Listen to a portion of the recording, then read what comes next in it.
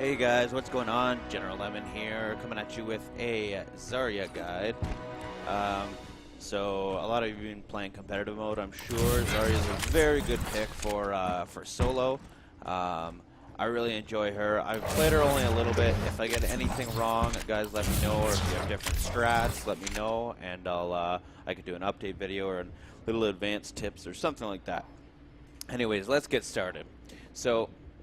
Her passive mode is the energy storing thing. So when you activate this shield, or if you shield an ally, like that, and they take damage, then you gain power. As you can see around my reticle there, there's a power thing.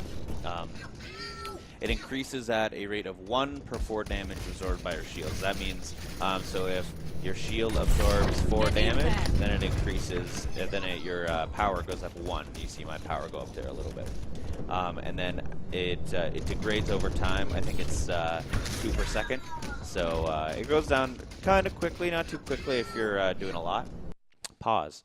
So one thing I forgot to mention is that each shield can only power you up 50 points.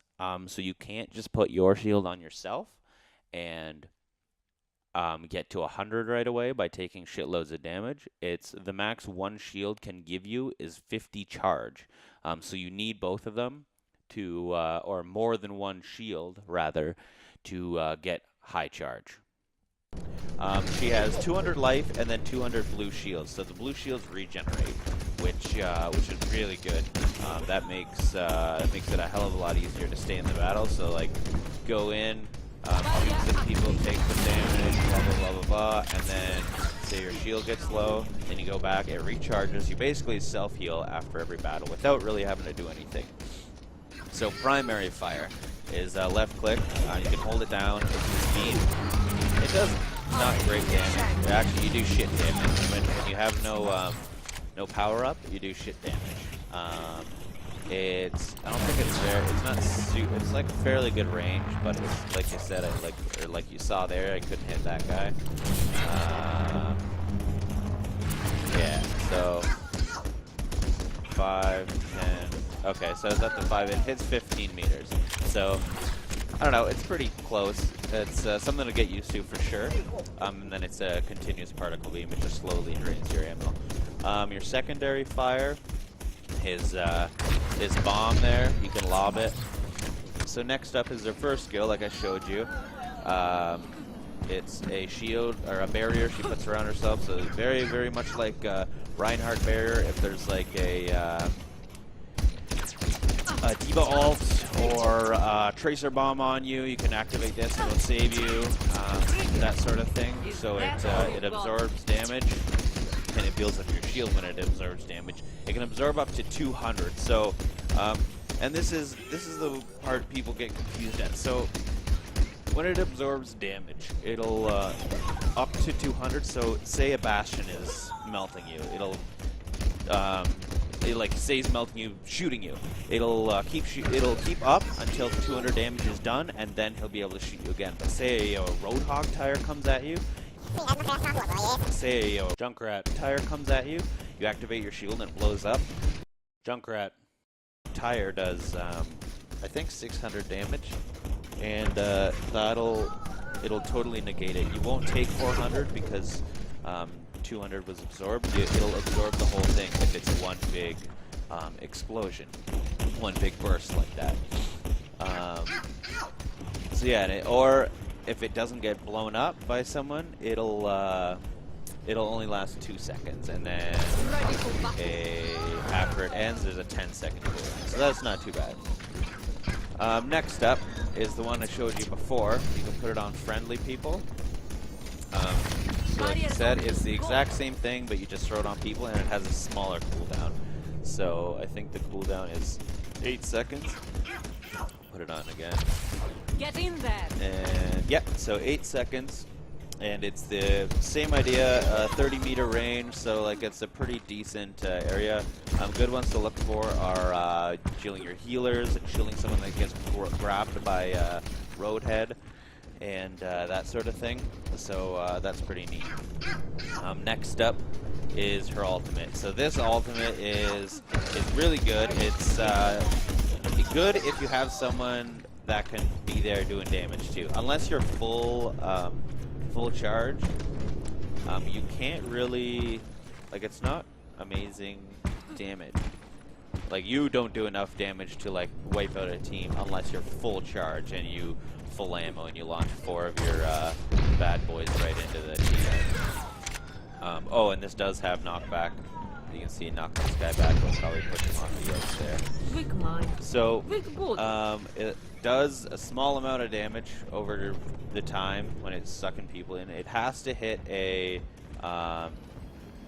it has to hit something to start. So if I just fired it off over Огонь there, по готовности. it's not going to start going.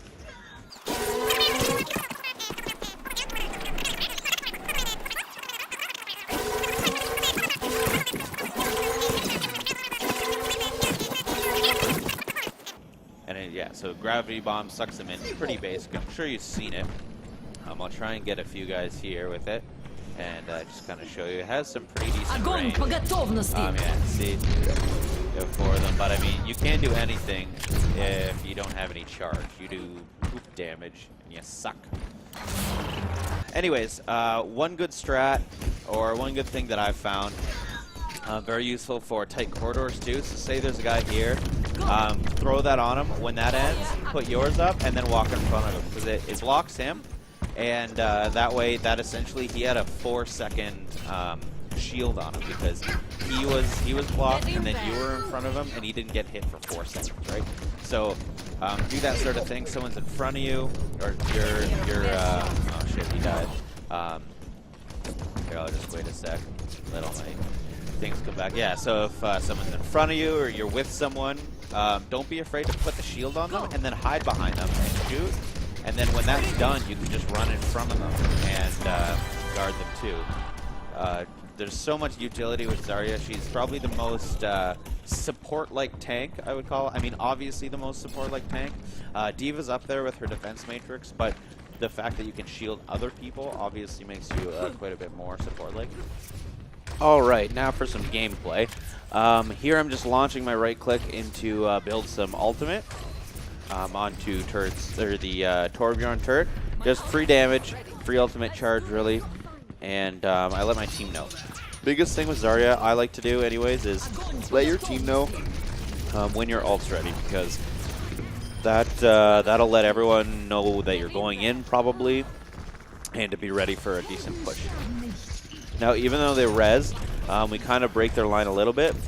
It wasn't a great ult, but it just caused some shit. So here I push in, and my first priority is to clear the way from my team, so get that Torbjorn turret out of there. The soldier on my team ended up killing him, which was great, and I just kind of start battling. Now, next up, you'll see here, we're pushing onto the point a little bit, and I'm a little ahead of my team, and I start getting hit. So what I do is my shield's down, so I shielded that soldier there and ran behind him. So he took a few shots for me and didn't actually take any damage, which is really good. Obviously, I'm not going to try and push into a molten core, so I shield and I piece out of there and I go around behind. So we get pushed back a little more again, and I see Symmetra shoots her ball, and I want to build shield. So I activate my shield and I jump into her ball, which was really good. Now here again, Roadhog hooks our soldier, and I save him with my shield. Very, very, very useful, especially against Roadhogs, because if you're quick enough, you can block the hook, and if you're not quick enough, you can still save a teammate in that sort of situation. So the Symmetra's not a really big threat, and we start taking out the Roadhog. I believe this part actually ended up being play of the game, this little segment here, which is kind of neat. So Roadhog's ulting, my shields are both down, so I just start throwing some bombs. I have full charge, and just doing loads of damage, tons of damage. Clearing the point out, we get that Genji down. He was reflecting, so I was using my beam. Genji can't reflect your beam, and that's what makes Zarya so powerful against a Genji, is that you can just use your left click, and he can't do anything, especially when he's deflect. So we get the point here. It was a good push, and I opened up a few holes for my team and allowed us to get ahead. So here now, I think we're going to see an example of the that double shield thing I was talking about. So I come up the corridor and I shield soldier, and then oh, maybe I don't, but I shield soldier and I walk behind him, and that's that'll give me some cover. Here we go. So I shield myself. Go out there, and then I see Mei going out against that Symmetra. So I shield her, give her a little assistance, and I let everyone know that my ult's ready. Now there's a few times I could use this, and people have a tendency to wait and use it when you get like a one huge big team ult, you know, and that's not, you want to get 2 to 3. I mean, yeah, obviously it's ideal if you can get all 6 of them, but the chances of that happening are very slim to none. So I wait.